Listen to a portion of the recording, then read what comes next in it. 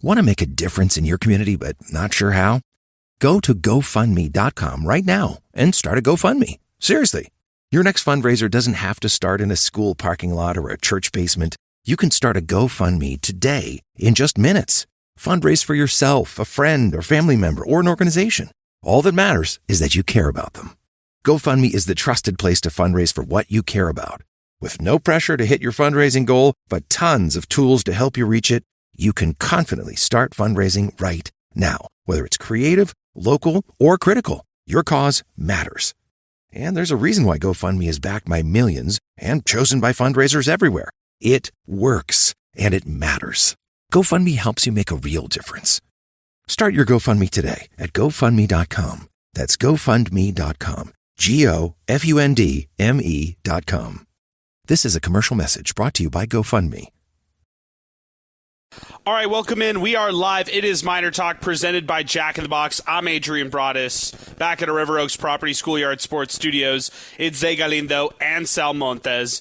Seattle defeats UTEP 75-68. There's a lot of ways to look at it. I mean, let's start off if you want to be negative about this. If you wanted to really harp against UTEP and say they've lost 13 of the last 14 games against Division I opponents, they've yet to defeat a Division I team thus far into their 2025 campaign. Those are all fair statements to say, and those are facts about this team right now as it stands. Miners have lost all of these games against D1 teams, including Loyola Marymount, Utah State, William & Mary, UAB, Seattle today. 0-5 overall against Division I opponents. They have 3 wins, but those 3 wins are against Texas, Permian Basin, Western New Mexico, and St. Thomas, and which was an overtime, buzzer-beating type of win. So, of course, a lot of Miner fans are upset. Miner fans didn't have a chance to watch this team for the last 12 days, long layoff, and I was pretty worried going into this one. That's kind of, how I want to start on it, because I think you can look on this pretty negatively and say, man, UTEP is just in a rut right now in basketball. The bar is set pretty low, and going into this game, the bar was really low. Look at the net rating that came out. Miners 312 in the net rating, the first ones that came out for the Miners. 234 by KenPom, by the way, so not as bad as the net rankings for UTEP basketball. But you look at this game right here, and maybe there were things to flip it around and not to be so negative and not to continue to talk about how bad the start to the season has been for this UTEP basketball team, to flip it around this time around and suggest that, hey, maybe they figured out some things. Did it lead to a win? No. The spread was like 12.5 going into this one, so not a lot of people thought the Miners stood even a remote chance against Seattle, but the bottom line was they had this game tied in the final 5 minutes. They had multiple chances to maybe pull ahead and maybe even win this one. Instead, it was Seattle pulling this game off in the final minutes, 75-68, and that is where we stand here, Zay. I'll swing it your way because, I'm taking positives from this one, thinking they figured out things in the front court, and we can get into it all. I got a lot of thoughts. I got a lot of burning questions I want to ask both you and Sal. But where we start the show here today at 915-505-6009, I feel a little better about this UTEP basketball team, at least figuring some things out about this group. Am I completely wrong on this, or how do you feel? No, I completely agree with you. I mean, they looked the best that we've seen maybe since the Loyola Marymount game. Honestly, they put some things together, right? They had that, I think it was an 8-point lead at one point. That's when it really looked, okay, you see how this maybe could work. But, they obviously have to be more consistent. They need to tee up defensively. I think that their 3-point defense, and Seattle's a 3-point shooting team. They're going to shoot all those types of threes, and they end up hitting 10 tonight. But other than that, like you said, you summed it up perfectly.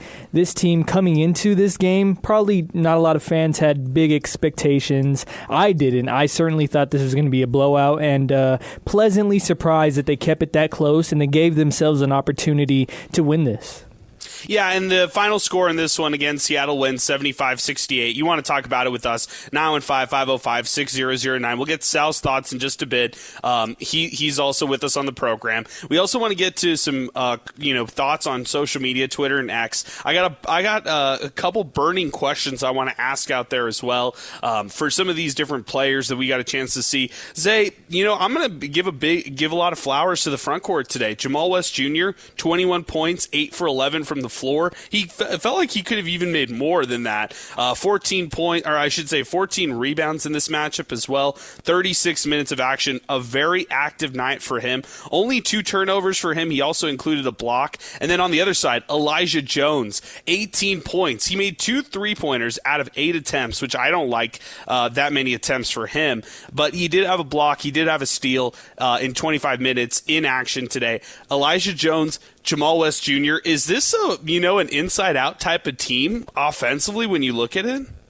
I think maybe it could be, but, I liked how both of them played. I mean, Elijah Jones, he had 13 second-half points, and you talked about the three-point attempts. I agree. I don't think he should be shooting 8, but I think a couple of those came late in the game, kind of desperation shots. So, in reality, I think that if you can get Elijah Jones hitting a 3 a game for you, like, that's big. That's big. And then for Jamal West Jr., this is kind of what, fans were hoping for out of this guy. We know that he gives up a lot of size down low when he's playing that 5 spot, but he's a big physical forward that can go up with the best of them. He can jump with the best of them, and he's a good rebounder. At least that's what it seemed when he played in the Southland Conference. So you want to get these types of performance out of them. I don't want to say game in and game out because that's probably unrealistic, but if you want to give yourself a chance to win conference games, you're going to need both of those guys to step up every game. Let's talk about it here on MinerTalk, 915-505-6009. We'll get to some of the mentions here in just a bit. Sal Montes, other co-host here on the program with us, is back with us at a River Oaks property, Schoolyard Sports Studios. Sal, Maldonado on the other side, absolutely outstanding. 28 points in this game for Seattle. That's Braden Maldonado. The Miners struggled to stop him, and then down the stretch, it was really Seattle's defense that locked up and gave them that victory down the stretch. I felt like UTEP fought hard, but they weren't able to escape that defensive effort by Seattle. No, I think it was a solid game for the Miners. Obviously, they lost, but, I mean, going into this game, right, seeing, just using the eye test, didn't really pass it for the Miners, right, going into this one. So you felt like it was going to be a blowout early, but they hung in there, and it was back and forth, and they had a chance, right? That's all you want if you're a team on the road in general. You just want a chance in the final minute or so, and that's exactly what they had. Ultimately, though, for Seattle, just a bit more poise. Obviously, they're at home, so a little bit more comfortable there, but that's the consistency that they had just with the rotations. I mean, looking at the numbers here, 4 guys with 32 minutes or more, right? That's Maldonado, Arrington, Hambro, and Yale. So if you have those 4 guys out there, you're pretty much not missing a beat when it comes to certain packages or whatever you want to throw out there. They had that going for them. And as far as the Miners, you could see that, they were kind of just a step behind. And sometimes, causing some fouls that if they were in the right place, it wouldn't have happened. So I think it was those little things that got Seattle over the hump today. Sal, are we being too soft? That's the next point. And I'll ask you the same, Zay, because there's some people on social media who are still not accepting this loss and who still look at this team as an 0-5 squad. Well, that's what they are, right? They in reality, they're an 0-5 squad. They didn't get the W out tonight, but we touched on it earlier. Expectations were low with this team. So if you came into this game thinking UTEP should have won, then you have every right to be upset. And at the end of the day, this is year 5 of the Joe Golding era. UTEP shouldn't be in that position, but just based on how they played in Jacksonville against UAB and William & Mary, this is a step in a good direction. So maybe we're being too soft, but you have to take your wins when you can get them. Yeah, and I would totally well put, Zay. I like what you said there. 915-505-6009. Sal, what do you think? Are we being too soft on this, or do you take a step back ever and think, well, this is year 5. When are they actually going to turn the corner and actually win some of these games? Or is the proverbial bar set so low on this season based on the start? I think it's that. I think the bar, not only has it been set so low, it's continued to move lower. game by game. So, I mean, at the start of the season, you tell me UTEP loses, knowing nothing that we know now, right? At the start of the season, hey, UTEP's going to lose, looking at my crystal ball, by 7 on the road to Seattle. It's like, what the hell? How are you losing this game? But after you barely, squeak past St. Thomas in overtime, needing 2 heroic efforts, LMU, you name it, pretty much any Division I team this year, I didn't expect much at all from this Miners team. I didn't expect them to drop 68, if I'm being frank with you. So, look, the score does not show the way that the game truly was. And I think if the Miners can play this way going forward and, touch up a thing here or there, game by game, this is a team that could improve. Now, I don't know how good they can be. I'm not saying they're going to be good, but I think they can be better than what they played today, which was significantly better than, that plate that we got served 3-4 games, previously. Jack in the Box thinking way outside the box and open 24/7 because Cravings don't have a curfew. They are our title sponsor here on Miner Talk. We're also brought to you in part by Boomy Dental, Thomas Adams Apparel, New Start Homes, the District Pub and Kitchen West here on Miner Talk as we continue. Our telephone number, 915-505-6009. A lot of tweets to get to as well here on the program. 600 ESPN El Paso, Twitter next. Let's go to Kurt, who's going to join us first, give us his thoughts, and then I've got a bunch of burning questions that I want to ask both you, Sal, and Zay. We're also going to check in on some fantasy basketball, and I know Zay is going to have some kind of a program in on this, so we'll input some results and see where we're at with all this. But let's go to Kurt first on the program. 915-505-6009. Kurt, good evening, man. What's going on? How you doing, man? I'm doing well, Kurt. Are we being too soft? Are you disappointed after this loss?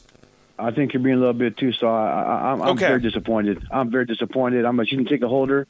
I've been for years. I've had enough of this. This team has no identity. They don't play. They don't know how to rebound. They don't. It's just it's bad. I don't know what it is. It's bad coaching. He's been here 5 years now. Been extended in there 3 years by Jim Center, and honestly, they're not going to win 10 games this year. Going to the conference, I think they're that bad. In my opinion. I'm worried about them in conference. I am worried about them in conference. Kurt, did you see any building parts this today that you could get at least a little excited about, or do you feel like they just lack an identity to where they just can't get it right now? They just can't get it right. They were off for 12 days, and until this game tonight, and then it's just they have no identity. There's no the offense is, I don't know what they're doing out there. They're lost out there. You don't play 40 minutes of hell. Every possession counts. It's heart, hustle, and desire. That's what basketball is about.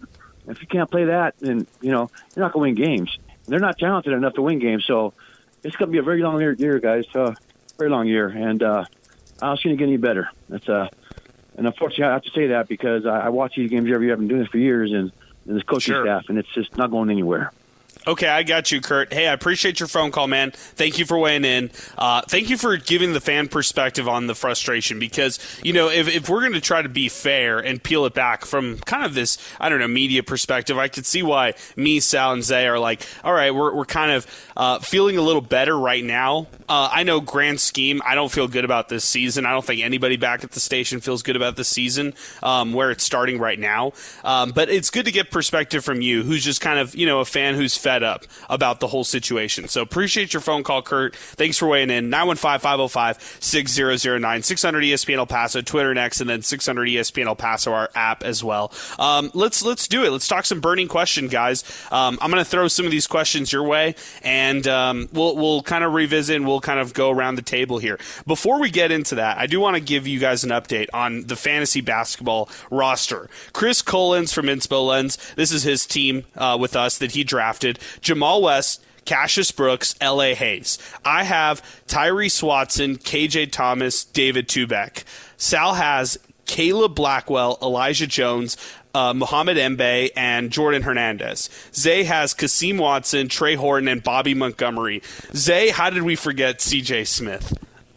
The 6'7" forward out of Oklahoma State just wasn't on the radar. I think whoever had the last pick, just that was me by default, should end up with C.J. Smith, and it might be a steal. That might be a steal. He had a couple of big time plays today that assisted Trey Horton. So looks like Sal may have scored on C.J. Smith.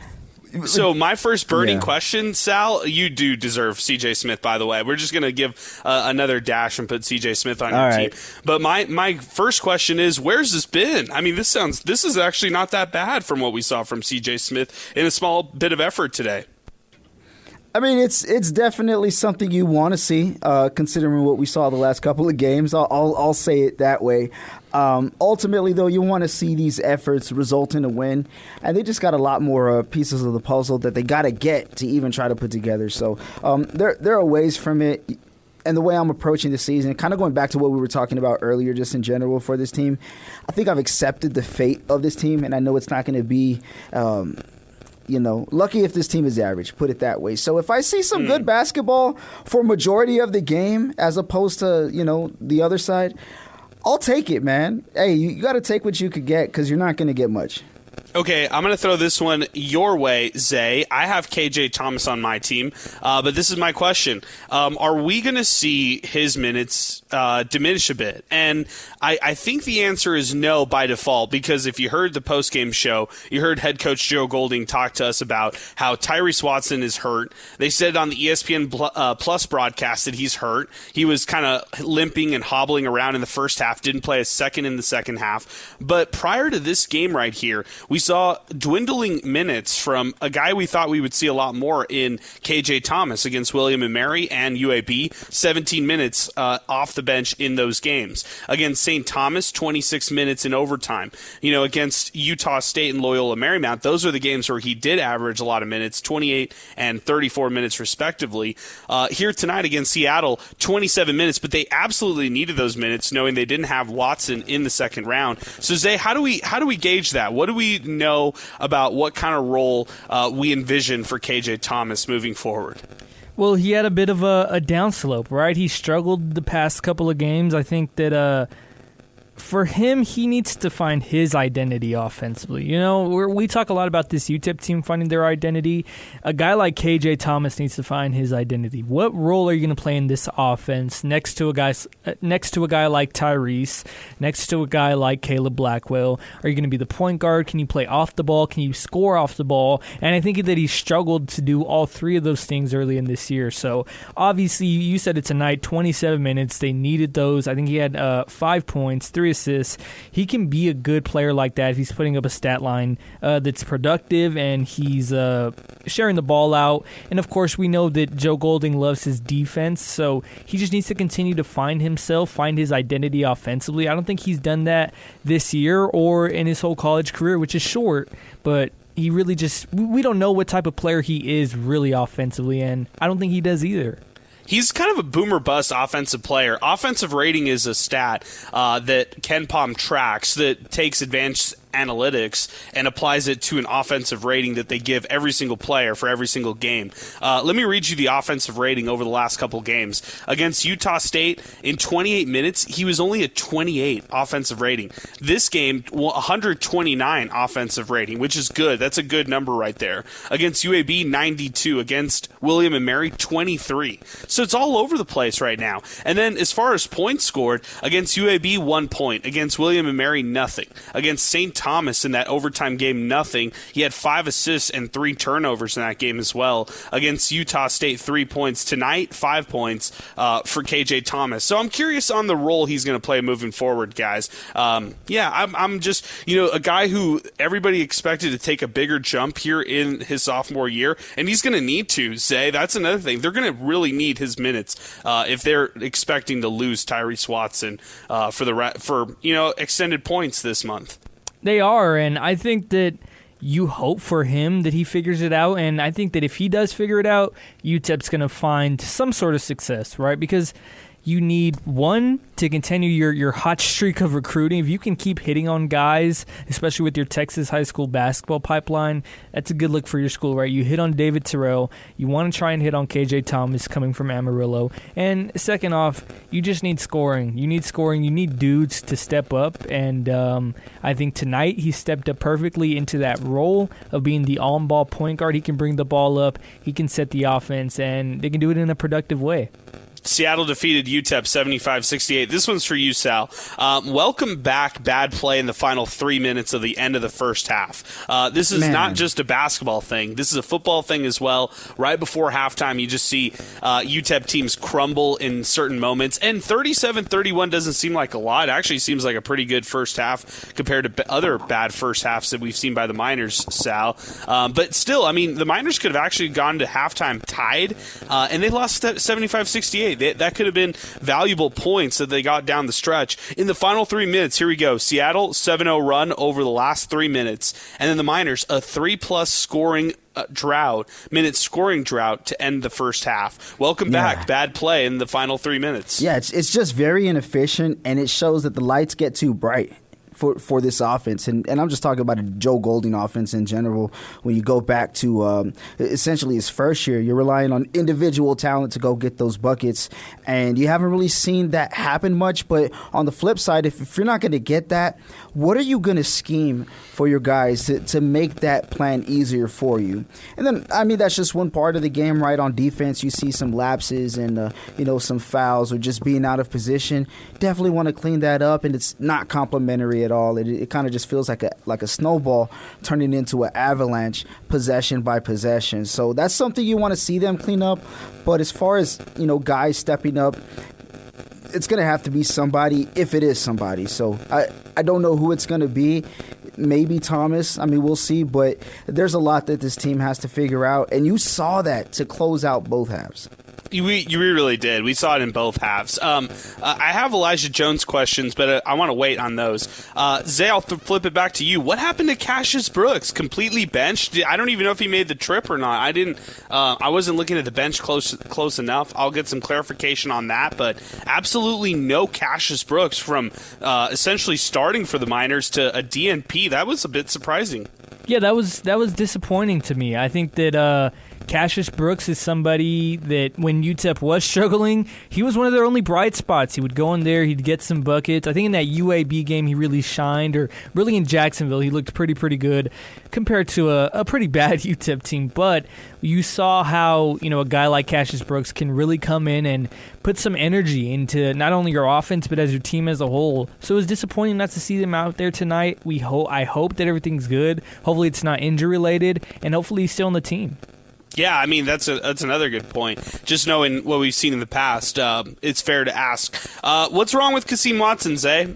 He was 3 for 12 today off the bench, could not get into his groove offensively, and they needed some minutes of his buckets. 7 points today, 25 minutes. 7 points doesn't sound bad for Kasim Watson. Also, the 2 steals are really good. He's a lanky kind of guy, a combo forward. I really like him as a player. I just want to see him better. I really want to see him score more points offensively. Yeah, I feel like I need to rewatch his Delaware State tape because I want to see how this guy scores. I feel like that's another guy who just hasn't found his identity here at UTEP offensively. He's a guy that, you kind of hoped UTEP could build around, a lengthy 6'8", 6'9", forward who can score at all 3 levels coming in. I mean, that sounds great for a UTEP team that has struggled doing that, especially at the 4 position. So it's really disappointing to see how this season just hasn't gone his way so far. And they're going to need him come conference play if they want to be in the mix for at least, 7 or 8 wins, right? You need a guy like him to step up, especially when you have his type of scoring upside. Man, that's how low the bar is. 7 or 8 wins in conference play. Wow. But it's true, Zay. I mean, you're speaking realistic when it comes to this team and where we think this team is at. Sal, I'll throw this one at you. Elijah Jones, today, 18 points, 25 minutes. It was the defense, though, how active he was defensively. Yeah. He was disrupting a lot of things defensively. And that's finally, if they're going to win a game, if they're going to finally get a stupid hump and finally beat Division I teams. Again, 13 of the last 14 games they've lost against Division I opponents. If they're finally going to get over this hump, it's going to be from the likes of Elijah Jones just going off. The only problem I don't like about this is it feels like they're getting everything they can out of Elijah Jones, who still will make a couple mistakes here and there, and that's okay. He's still kind of growing into himself and trying to figure himself out. But Sal, you got him in the second round of our fantasy basketball league. I can't believe he was still on the board, Yeah. knowing how valuable he is. He truly is so valuable to this team. Without Elijah Jones, this team is cooked. Like they would have no identity down low or defensively. You just want to see some ferocity, right? From someone consistently. Who is that tone setter? And usually it's like a fast guard or whatever the case is. You know what I mean? Somebody who's just going to be quick and like a bruiser. But Jones is kind of doing that out there. He's representing the wings big time. So I'm liking what I'm seeing. You definitely need that type of contagious energy, especially in a defense like this, right? Especially when the identity on defense is it's high risk, high reward, but they're going to be in your face. They're going to try and close things up. You want that out of Elijah Jones. But Adrian, you said if they don't have Jones on this team, they could be cooked. Well, how about this? We know high risk, high reward. It could be potential foul trouble in some games, and you could be losing him for periods Good at point. a time. So we're going to need to see somebody else embrace that type of, embody that type of energy, just that presence out there. And I don't know who it's going to be, right? There's still a lot of questions out for this team, but it's definitely something you want to see. It's just, there's only so much he can do out there. Only time will tell, man. I don't know. I'm at a loss for words, though, that I did get him in the second round. So thank you, guys.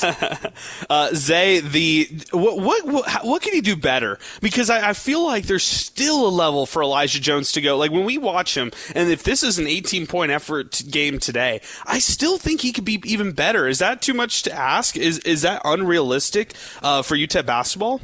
No, I think that I see that too. Watching him play, watching him get the ball, he can be better. He can be a little bit more. I think cleaner is the word, right? He might be a little. I don't want to say clumsy with it, but just be a little smoother with it. Be able to create on the ball. If he's the top of the key, can he shimmy his way into a mid-range bucket? Can he shimmy his way into a post bucket? He had a couple of nice layups like that, like what you're saying, like top of the key creating, and a couple layups that went his way tonight, which was actually like the first time I've ever seen that for Elijah Jones, to your point. And that's what you need out of him. Like if the way that I look at it, you need him to take like a huge jump to really, really like. I can see him taking a huge jump to the point where this offense runs through Elijah Jones, right? They're going to just try and feed it to him every play. That's the type of jump that I'm envisioning when I'm talking about this, because you said it perfectly. Like, he can do that every so often, but can he do it when UTEP needs him every play? Like, that's my type of jump, because he's already there. I feel like he's putting it together really well, and he's been like the one bright spot, I think. Even through all the rough games, he's been the one bright spot. I mean, he's on Twitter saying, we're going to do better, I promise. Like, he has really grown on and off the court. Sal, do you think they can win with Elijah Jones being this good? If he's like their best player, is this a recipe for winning? It definitely helps. I think he definitely needs other guys around him who can, have some sort of input on the game, but he's just so raw, man. Like, just the potential that's out there for him. You get excited for it. The only problem is, right, like, let's just say he continues this type of play, more or less in that area, right? Let's just say 15 to 20 points a game, 25 to 30 minutes a game. I think that's too much. Let's say 23 to 28 minutes a game. We'll kind of go right down the middle of his numbers today. That's all good and well, but come January, early February, the jury's already going to be out. Hey, this is their best player. All eyes are going to be on Elijah. It's going to have to be somebody else to help out. So I love it. I feel you, Adrian, but the reality is, hey, once that film gets out, your team is known, after a certain amount of time. 915-505-6009. Miner Talk continues here on the program with burning questions here on the program. Sal, I'll keep you with this one. How about Mohamed Mbe? Diving for loose balls, coming in off the bench. He's not terrible. Like, maybe he can actually find some minutes on this year's squad. Those are moments that make you wish that this game was at the Don Haskins Center, just so you could hear the crowd react. But that's what you want to see. Yeah. You want to see guys fighting for the ball. You want to see guys doing the smallest things possible to help you out in those situations. 2 rebounds, to your point, the smallest things that he can contribute. Exactly, and for a guy who had some, I don't want to say bad footing issues, nothing like that, but just kind of still getting used to the speed of Division I from what we saw last year at spurts. it definitely makes you happy seeing just the one foul that he had. And granted, it's only 6 minutes of play, but you want to be reliable when you're out there on the floor and do things that keep you on the floor and not do the things that take you off. So, no, I love it, man. That's something the fans would love if it was here. Okay, we got a lot of tweets to read. We got a message on our app. We got some text coming in. Let's do this, guys. Let's take our first and only time out of the program. When we come back, I've got 5 more burning questions before we let go here or let you go here on Miner Talk. 600 ESPN El Paso on Twitter next. 600 ESPN El Paso, our free mobile app, to check in and chime in with us. 915-505-6009. We'll keep it shorter here on tonight's Miner Talk. We'll be back in action next week for the Hawaii matchup as well. But let's get your thoughts on this one. Seattle defeats UTEP 75-68, along with Sal Montes, Zay Galindo. We're presented by Jack in the Box. We'll be back in action right after this on 600 ESPN El Paso. All right, Seattle defeats UTEP 75-68. Let's talk about it here on Miner Talk. We got comments coming in on Twitter next. We got thoughts coming in. I've got 5 more burning questions with the guys, along with Zay Galindo and Sal Montes. We're presented by Jack in the Box. Do you want to mention this quickly, Zay? Ashton Coker hitting the transfer portal a day after Jake Utley, offensive lineman, hitting the transfer portal. A little UTEP football Miner Talk here on the program, despite us talking basketball. But your thoughts, now names starting to trickle in for UTEP and the portal. I'll say this, I think Ashton Coker and Jake Utley were building pieces I think this team could have built around, but I didn't see either of them take humongous steps up after, coming out. I think Utley was a redshirt freshman, Scotty's first year, and then Coker was a true freshman. So tough losses, but, it's nothing that you're going to lose sleep on. Okay, I agree with that. I totally agree with that. There's still more priority keeps on UTEP's roster. Let's go to some messages that came in to us. Leo_Miner fan. Better outing than I would have thought. Second half wasn't a train wreck. Almost. Still a lot of basketball to be played. Have a good night. # picks up. Angry Tim Floyd. That's where we're at with this team. Relieved that it wasn't a blowout. Get ready to hear Golding say proud of their effort, and they battled all season long. The Hawaii game will get ugly on the other hand. This is from Justice Urbina. So let me get this straight. You think that your team and staff performed amazing tonight and we still lost? Chris, I can't stand this, talking about Joe Golding's postgame. Shannon Sharpie, signs of life, proud of the guys tonight, # Miner Talk. I think it's a split Miner fan base. Tristan Pence, 1-13 in their last 14 games against Division I teams. There really isn't much more to say. Some guy, Chris, points this out. Tyrese Watson in the 5 losses, 6 points per game, 32% from the field, 18 turnovers to 12 assists. There's obviously something wrong with Tyrese Watson right now. I mean, he's hurt, and he's just not playing to his caliber and what they really need him to do. George Cooper, another Division I school, another loss. Time for Golding to move on. This is coming in for Manny David. Better game tonight with a good effort on the road. Even though the Miners lost, I still like the effort. Just taking this season one game at a time. Still plenty of basketball left. # Miner Talk. Manny David said, sticking with basketball, it was nice to get an email offering mini plans for the second half of the season. Already bought my Saturday plan and looking forward to the men's basketball as well as women's basketball. All right, there you go. Augustine, question for you both. The effort is there, but if you check out the assist, that's very low. Is the problem that this isn't necessarily a team yet? Team in the true word there, Sal. Your thoughts on that, Sal? I would think Augustine's onto something. I think that they still lack a lot of chemistry. Yeah, that's for sure. You definitely want to see some cohesion out there. And you got to see some of it today. I mean, you can only do so much in the game. It's a step in the right direction. But he's right, though. If you can have more assists, obviously that means there's more points for you guys, and that's going to help. But that's just part of it. That's a piece of the puzzle. The next part is going to be, can you take care of the ball, in crunch time? Can you get a stop in crunch time? Can you not foul in crunch time? Those are things that help. But when you get into the situation where the margin for error is slim to none, that's where you got to thrive. And sometimes it's just instinct. Sometimes it's scheme. It all depends on where you're at. But, I mean, I wouldn't say it's the exact reason, but it plays a part, though. I agree. I mean, I look at a lot of different things with tonight and different responses from people, like listeners out there. And I just think it's still a divided fan base. Like some of them, some fans do see the progress they've made. Others are impatient. They don't want to see this team lose again. Locomotive Miner, I have a lot of respect for you three, but I completely disagree with you. I'm not taking a moral victory against Seattle. It wasn't too long ago that we wouldn't be playing away games like this against teams like Seattle. Teams like Seattle played us at the Dawn for an easy win. Now we're playing bye games against Utah State. Year 5 isn't a time for moral victories. Your thoughts on that, Zay? I mean, it's just, people who are kind of bummed right now after this loss. I understand it. I get it. But, hey, the only team to beat Texas Western in 1966 was Seattle.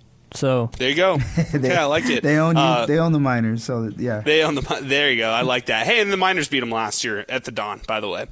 Sports Talk Carlos, very successful night. As we know, success isn't defined by wins and losses here at UTEP. Plus, they covered the spread in a very difficult environment. 300 fans in an 18,000-seat arena is hellacious. Oh, man. Love the sarcasm there by Sports Talk Carlos. Good points that he brings up, though. Other ones, Joe Chacon. We lost tonight, but not as much as I did to Sal as my pal last night. At least we put a good effort in. Size is killing us. Hashtag reppin' from El Chuco. Hashtag Brock is my OG. Hashtag Zay all the way. Hashtag Adrian and Zay need to join my league. Sal, you need to elaborate. I think it was a big win you had against our very own Joe Chacon. So last night, I messaged him because we're in a dynasty that he's the commissioner of for the college football game, and I'm like, hey man, I did my recruiting, like ready to advance or whatever, and he's like, let's jump on. I'm like, all right, cool. I forgot what time it was, maybe like 11 or 12. We played, Adrian. I'm dead right now. We played till like 3 in the morning. My wife was like, hey, you're too loud. You're waking us up. So we had to cut it short, but we got like 4 games in. He won the first one. I won the second one and the third one. We did a UTEP versus UTEP game. UTEP won. I was UTEP. He was UTEP. Nice. So figured out there, and then out of the Blue Blaze. Out of the 4 games, like 3 of them came down to like the last possession. So no, it's fun, man. Joe's a cool dude. Okay, I love it. Good, big shout out to Joe Chacon. Let's go to some of the other questions that I had, guys, and we'll ping around with some thoughts on what you guys think. I'll throw this one to you, Zay. Where is David Tubeck? We talked about some DNPs with guys like Cassius Brooks right now. No David Tubeck tonight either. The guy who transferred from Seton Hall, 6'7". He was a guy who this team was very high on going into this year. Only 7 minutes against UAB. Only 17 minutes against William and Mary. Against Utah State, 19 minutes off the bench. And this is a guy who, in his UTEP career, hasn't really scored a lot of points in any relevant games. He put 0 points up today in 1 minute of action, nothing against UAB. He had 6 points against William and Mary, which was positive, and he hit a 3-pointer, which they needed in that game. But, against a team like Loyola Marymount, he had 0 points. So what's up with David Tubeck, and why isn't this working out, Zay? I think the issue with David Tubeck is today, I didn't even notice he wasn't playing. Like, he just has been a non-factor for this team. And I mean that in I guess there's no nice way to say it, right? He just needs to be better, right? What are you going to do to benefit this team? And obviously the coaching staff just doesn't think that he's going to add much, right? Unless there's an injury that we don't know about. David Tubeck has just struggled to get it going, and you hope for the sake of UTEP that they can figure out how to implement him more and get him more involved. But tonight he was just a no-go, and that's telling when this is a 7-point game. You're going to play your best players down the stretch, and David Tubeck was not one of them. Okay, a similar storyline, and I'll keep you with this one, Zay. Where is L.A. Hayes, and why hasn't this worked out? L.A. Hayes, JUCO bounce back. He played at Kent State his first season. Last year, killed it at JUCO. DNP tonight against UAB. He had 15 minutes, and he had 2 points in that game. He only had 1 shot attempt in that game. Against William and Mary, 1 minute. Against St. Thomas, 2 minutes. Against Utah State, 5 minutes. And against Loyola Marymount, 6 minutes. He's attempted a total of 1 shot against Division I teams. What happened to L.A. Hayes? What is going on here, Zay? That's another one. It's confusing, right? Because you look at this team as a whole, they just haven't hit on their recruits that you thought you'd hit on, right? This is like the fourth time that we're talking about where's this guy or why hasn't this worked out. It's David Tubac hasn't worked out. Kasim Watson hasn't worked out. Tyrese Watson has struggled. L.A. Hayes, Cassius Brooks. That's 5 newcomers that just haven't gotten it going. And that's just not a sign of success for this UTEP team, both on the court and on the recruiting trail. It's the same things that plague them on the court, and it's the same things that plague them often. They really can't recruit at a high clip. And I know the NIL situation isn't great, but I'll tell you what, you got to be able to do the best with what you've got, and you've got to be able to find hidden gems here and there, and UTEP just hasn't done that. Sal, I'll bring you back for this one. This is more on a positive note. Jamal West Jr., 21 points, 14 rebounds in this game, 36 minutes. I really liked his play, and I think he could have had even more points than what he had. No, for sure. And he had an impressive line, like really efficient from the floor. If we're going to get specific, 8 for 11, 5 for 6 from the line. So, that nice aggression, night. Right? Like he plays with that aggression and he's rewarded for it. He rebounded well tonight. And only 3 fouls to his credit. Like if you're going to have somebody as active as he was tonight, and we could say the same for Elijah, right? Just the activity that they had out there, that could be really, really helpful for the Miners. So it's definitely a building piece. But a solid game for him, man. I mean, 36 minutes. Think about this.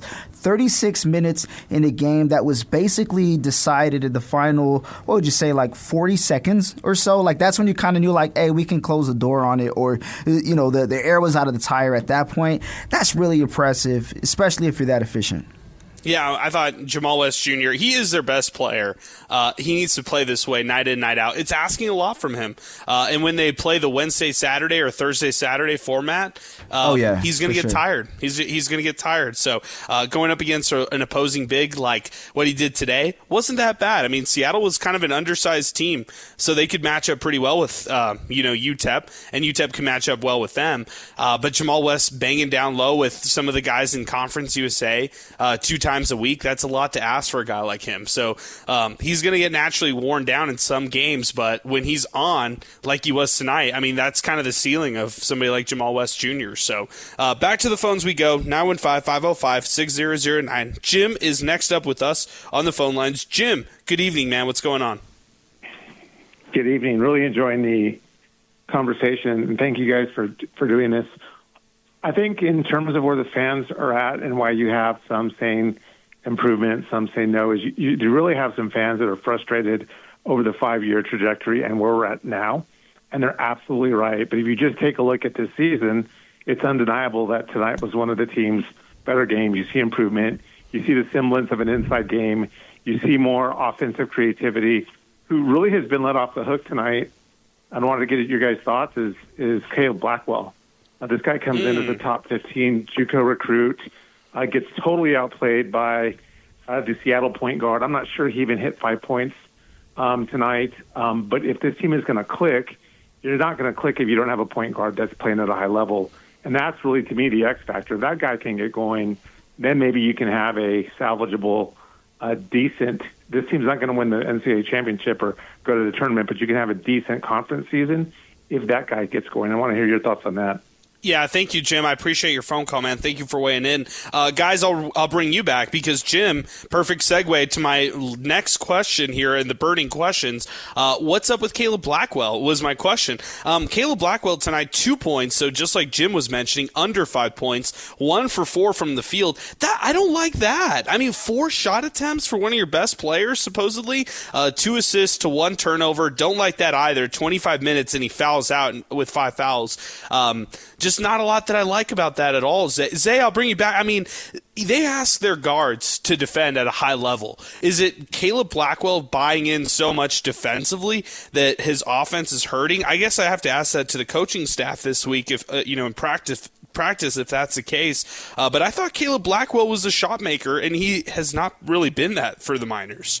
Well, in JUCO, I think he averaged only 10 points at the JUCO ranks, and I think that the big sell on him is he can facilitate, he can bring the ball up, and he can run an offense at a high clip. We just haven't seen that, right? We haven't seen that from him. We haven't seen that from KJ Thomas or Tyrese Watson.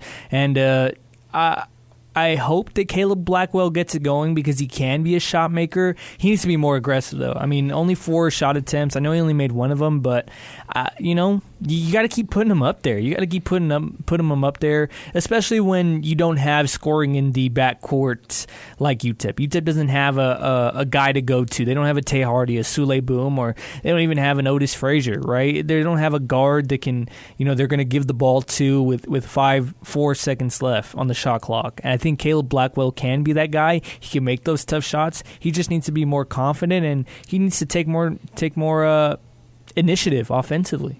Yeah, Sal, I'll bring you back. If they don't have guard play this season, can they win games? No, they cannot. I mean, you'll be in some games. Tonight was no guard play, really. Exactly, and we just said it right now. Like, can you have somebody who can make those shots, you know what I mean, in the final couple minutes or the final couple seconds of a shot clock? And we're talking about primarily, right, just looking at the style of play going into UTEP, it's a pass-first guard. I think we can kind of say that, but right now it's kind of like pass only, maybe take a shot here or there, but Zay said it best, man. Just take that initiative, go out there and own the moment, own the game, own that possession, when you have the ball. Do those little things right. And you just haven't really seen that well pretty much for a good part of the season. And it's concerning because we got that tweet right from Augustine, like, hey, his assists are lacking. Is that part of it? Like, Blackwell was brought into the team for that specific reason. This is a guy who can facilitate. So it's on him to help get those numbers up, because I'm looking at the numbers across the board, and the biggest one is the fouls. That's the only stat he had. That's 5. Everything else is 1 or 2, whether it's 1 rebound, 1 turnover, 2 points, 2 assists. Like, that's all that you get from him in 25 minutes. You definitely got to get more out of it. And then on top of that, right, they cannot win without solid guard play, because what is a Joe Golding team without a solid guard in the first place? Good point. Yeah, and they play so much with their guards. I would say rely on them, and tonight's game was maybe one of the single best efforts I've seen from UTEP playing like inside out under Joe Golding. Usually it's their guards leading them big time and not really getting much offensive production from their bigs. But tonight was completely different. Getting 21 from Jamal West Jr., getting 18 from Elijah Jones, and then really nothing from the guards. 2 from Blackwell, 4 from Tyrese Watson, 9 from Trey Horton, although I don't really count. He's kind of like that stretch. He's kind of like that combo, so I don't really count him. And then, 5 from KJ Thomas. I don't really count Kasim Watson 7, again, because he's more of that combo. He's like a 3-4. So, yeah, that's how I kind of look at it. Here's my last question, and this is for you, Zay. Welcome back, Bobby Montgomery. Where has he been? I mean, look, he looked good today. And I think this is a product of he might not play every single game. When he can, he is impactful. Tonight in plus-minus, he was +2, one of the better, plus-minuses on UTEP's team. So the true freshman getting some action tonight in 8 minutes off the bench. I need him to step up. He's on my fantasy team, and he's been a no-show. He's been a no-show these past couple games, hasn't gotten into the contest, and it's good to see him back out on the floor. Baltimore's own Bobby Montgomery, the true freshman, and look, he looks the part of a basketball player, man. He's a 6'5". I think he looks big in person. He needs to put it together offensively, and I think I've said that for every UTEP player so far. That's probably a big red flag. But apart from that, he really hasn't looked that bad. And like you said, came in, gave UTEP some good minutes. That's what you need out of him. You need to get him reps. You need to get him in the game, and you need to hope that he finds himself down the stretch, because right now everybody's struggling. So you got to try whatever it takes, and whether that's putting Bobby Montgomery in the game, Mohamed Mbe, whatever can give you a spark at a time like this, you take it. And tonight it was Bobby Montgomery. Hey, we did a fantasy draft along with Chris Collins from Inspo Lens, Sal and Zay and myself. We drafted players from this team, and we've done a bit of a fantasy team for all of us. We talked about who's on which team. Hard to find a lot of points when UTEP's losing, but Zay, let's do a check-in. Give us give me a summary of the scoring updates and what we're seeing in our inaugural year tracking these fantasy numbers. So, do you want to know who's in the lead, or do you want to guess who's in the lead? Okay, I'll guess, since you teed me up. I will guess, based on the roster that I sent out earlier, I will guess it's Sal leading the way because of Elijah Jones and the value that he got with Elijah Jones. So am I right? Is Sal winning because he has Elijah Jones and Caleb Blackwell? No, right now the leader is our guy Chris from Inspo Lens. He leads with Jamal West, Cassius Brooks, and L.A. Hayes. Right now, how is that possible? So, according to it, the fantasy points is Jamal West has 174.7, Cassius Brooks has 92.2, which is like for the rest compared to the rest of the team, like that's pretty high. And then L.A. Hayes has 42.8. Okay. And I think well, then I could see it. Yeah, the Cassius Brooks one, that's a good second player for him. Like, that was a steal in the second round. And then Jamal West Jr. has just been, like you said, the best player on this team. He's been the most productive. Another productive night tonight. All those rebounds and points, they add up. Okay, who's last and how far down am I? Last. I am last, and I'm last by I'm surprised I'm not margin. last. I'm surprised I'm not last. Well, I know your team. My team has been terrible. Kasim Watson, 134 points, which is not bad. He's actually pretty good for Kasim. Trey Horton has 18 points for me. And then Bobby Montgomery has 9.8. And I think, I don't know if these are updated because Trey Horton actually had a pretty good game, so I think he should have more than 18 today. But we'll see if they update tomorrow to put in today's stats. I'm not sure how it works. But, yeah, I'm last with 162, and by a far margin, like by over 100 points, I'm last. Wow. Well, okay. Well, I'm curious to see once the numbers are updated how this all trickles out. So I'm assuming it's Chris, number 1, Sal 2, me 3, you 4. Is that right? So you're second. Wow. You're okay. second. I'm Yeah. happy. Tyrese, KJ Thomas, David Tubeck. I'm excited. And then Sal's in third, Caleb Blackwell, Elijah Jones, and then Mbaye. And then we're going to have to add CJ Smith to this group too. So, okay, I like it. We got a lot of basketball to play.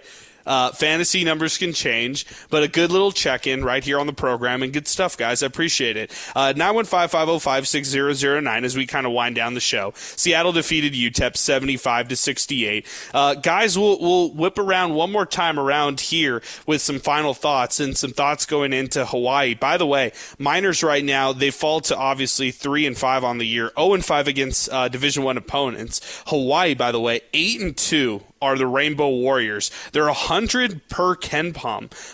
And they just beat Cal State Fullerton yesterday, 69-59. That was a home game for them. They don't lose at home. In fact, they're undefeated at home right now. Or I should say almost undefeated. They lost to Arizona State 83-76. But still, what this team has done recently, a 4-game win streak. They have wins against North Dakota, UC Davis, who's going to be in the Mountain West next year. And then, like we mentioned, Cal State Fullerton. I'll throw it to you, Sal. Just some final thoughts from tonight. Seattle defeats UTEP 76-68, and the Miners have Hawaii next Sunday, December 13th. That's a late game, by the way. So not sure if we're going to do Miner Talk after that one, but still, Miners Rainbow Warriors coming up next week. Yeah, I mean, flat out, I don't expect to win. I think that's obvious. I don't know who else here feels that way. I wouldn't be surprised if you do, but you definitely want to see some building off of today's performance. You don't want to see those little lapses. Just give yourself a chance in the final couple minutes. If you do that, that's where we can see some, we can kind of grade that improvement, but it's going to be tough, man. Traditionally, and you and I know this, one of their last trips to Hawaii did not go well at all. We won't even... Diamond Head Classic. Exactly, man. What a disaster that was. So obviously it's way different now, different staff, all different roster. But you just want to see them put up a fight. And I'm not saying there's any moral victories or anything like that. Like I said, I've accepted the fate. Now that I know what's to be expected, whenever something's better than what should be expected, I'll be happy. Zay, that game or that team that Sal was referencing, 2019-2020, Rodney Terry squad. The UTEP that year finished 17-15. This was Bryson Williams, Effie Odigi, Deion Stroud, Sule Boom, Anthony Tark, Daryl Edwards, Jordan Lathan, Nigel Hawkins, Caden Archie, Titus Verhoeven, Eric Villa. How do they even come up with a rotation with a team like that? And then they go to the Diamond Head Classic in Hawaii. They lose the first game to the Rainbow Warriors 67-63. They beat Ball State 71-70. They lose to Boise State 72-67. And then it kind of spirals after that. They had guys hit the portal mid-year right as non-conference play finished. And then everything kind of spiraled after the fact. But that was the last trip to Hawaii. Hopefully things will be much better this time around. The Miners, they desperately need a win. I agree with Sal. I have them losing. It's next Saturday, by the way. I said Sunday. It's a Saturday game next week. But just your thoughts as the Miners turn the page here at 3-5. Yeah, I think looking back to that trip, they played some pretty good teams, right? You had the whole Jordan Lathan, Nigel Hawkins debacle. Did it happen after or before that? It happened after, and I remember seeing the verbal commits tweet, and I remember hearing something behind the scenes like, hey, there was a blow-up in the locker room, and Jordan Lathan's leaving the team. And I was like, what is that? So both of them hit the portal. It was like Jordan hits the portal first, and then Hawkins hit the portal a little after the fact. But then Hawkins withdrew his name from the portal and rejoined the team. And he was kind of like filling in for Lathan at the time. It was so crazy. There were so much things going off the court. And if people remember that year as well, Rodney Terry had a health scare in the Florida trip, like right after the fact. So they played FIU and Florida Atlantic, and they dropped both of those games on the road to start conference play. Rodney Terry had like a health scare during that time as well. So just a lot of craziness that happened and like unexpected things off the floor. They tried to get Caden Archie, eligible to join the team right away. It didn't really work that great for the team, and not really getting too much of production off of him. And they just truly relied heavily on Bryson Williams and Sule Boom that entire year. That was a really funny season, Zay. I will just say that the fact that they're going to Hawaii this time around with much less baggage, that's for sure. Yeah, and hopefully, you don't see a blow up like that. But I mean, Hawaii is a tough place to play. I mean, you talked about a UTEP failed to Hawaii in that, it was a good Hawaii team. They played three really good teams, and this UTEP team is going to have a similar task in playing a tough Rainbow Warriors squad on the road. You're playing on the island. It's going to be a weird tip-off time. It's just going to be weird all around. You hope that you get a performance somewhat like this. Obviously, fans hope you get a win, but if we're going into this one, I don't think I expect UTEP to win it. I don't think you do. I don't think many people do, just the way that this team is played. So keep getting those little wins, and hopefully they amount into some sort of competitiveness come conference play. Sal, you're exactly right. The Texas Tech exhibition team, when they won that exhibition game against Texas Tech, I thought UTEP was ready to hang a banner that year. Didn't we have MinerTalk? We did have MinerTalk after that one. That's a great memory. Man. That was maybe one of our first UTEP basketball MinerTalks. You know what? I'm going to dig in the archives. I think Zay would know this. There was a promo that they did for basketball on Twitter. It was like a quick 15, 20-second clip. And there's these guys clapping, looking into the camera, and one of them's like, "Big guards, we got big guards." I don't know if you've seen that video. He's looking up maybe, but that video, man, I was like, look at these guys. There's 6'6" guards. It's a wrap. Conference USA is done with. UTEP's gonna cook them, and that trip to Hawaii pretty much just changed my mind. Adrian, we got to be real. Going into that, let's see if I could count it, 5, 8. And there were maybe 2 or 3 versus D2 schools or whatever, but they had an 8-1 record. If we remove it, 6-1 or whatever it is, going into that, and they lost to Houston, I think, on the road right before they went to Hawaii. And they were hanging tough like in the first half or something like that. They had a big play, then Houston just rolled them, and it was pretty much basketball like that for the rest of the year. The final 20 minutes or so of that Houston game was indicative of what the rest of the season would be eventually. But, I mean, the hype was real for this team at this point, and it wasn't just UTEP fans. Like, we're talking about big mid-major profiles on social media saying, hey, keep an eye out for this UTEP team. They got the win against New Mexico as well that season, win over New Mexico State to start the year. Like, the hype was real at that point. Yeah, it really was. I mean, I'm looking at their conference game. They shouldn't have been a first-round exit the way that they were. Marshall defeated them 86-78 that year. They were a first-round conference exit. And in that game, Sule Boom had 13 points on 1 for 13 shooting.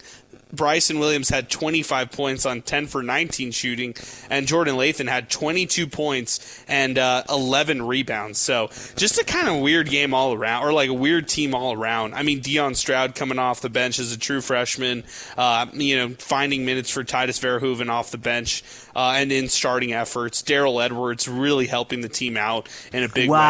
He was kind of that veteran leadership. Yeah, shout out Daryl Edwards, Sal, LSU's finest. Yeah, I think the T and P in UTEP stands for transfer portal, because that's what this team was, whether they came to UTEP by way of it or left UTEP by way of it. Because if it's kind of like those NBA teams that get all these all-stars, and it's like, how did they lose games with this roster? I mean, what an incredible roster. And, Rodney Terry, bringing some dudes over. It's just unfortunate that some of them didn't work out. But you said something to say earlier, about this team, like they were kind of just relying on Sule Boom and Bryson Williams. And that's the way that it should have been, man. I mean, it's Sule Boom and Bryson Williams, too. So, man, what a star-studded team this was when you use hindsight. Zay, this team right here would be over a $2 million NIL team in today's college basketball. That's just facts. It might be over $3 million. Like, if we look at this, like, Sule could get like $1 million. Sule could get $1 million right now. Bryson could get like $2 million. Like, seriously, like this team is expensive if it was in the NIL era. And talk about some dudes like. This was Caden Archie out of TCU would have been $500,000. I'm sorry, he would have just been. They would have had to throw the bag at him because he was like a former 4-star guy. Yeah, he was a former top 100 recruit. Like they had some dudes on this team. They really did. Like Deion Stroud, that would have been an expensive freshman. Deion Stroud would have been an expensive freshman. Effie would have been pretty expensive. And the underrated guy, like before, he didn't have a good year this year at all. But somebody who would have like. I know he can't make NIL, but if he could have, Eric Vila had like a really interesting stretch 4 play style that I think some coaches would have like thrown the bag at. Like this team as a whole, this was like the most hype I've ever been about UTEP basketball. They had such an interesting non-conference run. I think they have the best resume. I think out of any Joe Golding, or not even Joe Golding, any Joe Golding, Rodney Terry combined team, like they had the best resume. They had a win over against New Mexico State, who I think made the NCAA tournament. They had a win against Ball State, who did pretty good. They played pretty well down the stretch. The New Mexico win, and then Daryl Edwards, like after it all fell apart in conference play, he like single-handedly willed them into the Conference USA tournament because you used to have to qualify for that. It wasn't a given. They had to qualify, and they dominated pod play to get in. If you guys remember that Conference USA pod play, it was like a 4 or 5 game win streak to close it out. Yeah. Pod play. Wow. When you're playing teams like Southern Miss and Old Dominion versus teams like Missouri State and Delaware. So those are the good old days in Conference USA, not like what the crap we're seeing. So this is how they started the 2020s, by the way. This is how they started the decade, playing with teams like that. They're so far removed from that, right? From talent level to NIL to transfer portal to everything. I mean, they're so far away from that year's team and those kind of players who are on that roster. So good kind of going down memory lane, guys. I like it as we close out the show here on the program. 915, or I should say this, 915-505-6009. I'm going to say this. Jack in the Box, our great presenting sponsor here on the program, brings us Miner Talk each and every week. Jack in the Box open 24/7, 365 because cravings don't have a curfew. Visit your local Jack in the Box today, before or after every game here as we continue. Zay, I appreciate you. Sal, I appreciate you as always. You guys did a great job today. Seattle defeated UTEP 75-68. We'll be back in action next week. UTEP taking on Hawaii, and then we'll be back in action for the Westar Don Haskins Sun Bowl Invitational, which I believe that's when UTEP gets their first win over a Division I opponent this year against Norfolk State. But until then, we'll be back in action on Sports Talk starting tomorrow at 4. But for Sal Montes, for Zay Galindo, I'm Adrian Broadus. We're signing off and saying so long. Thanks for listening to Miner Talk, brought to you by Jack in the Box here on 600 ESPN El Paso. AI agents are everywhere, automating tasks and making decisions at machine speed. But agents make mistakes. Just one rogue agent can do big damage before you even notice. Rubrik Agent Cloud is the only platform that helps you monitor agents, set guardrails, and rewind mistakes, so you can unleash agents, not risk. Accelerate your AI transformation at Rubrik.com. That's RUBRIK.com.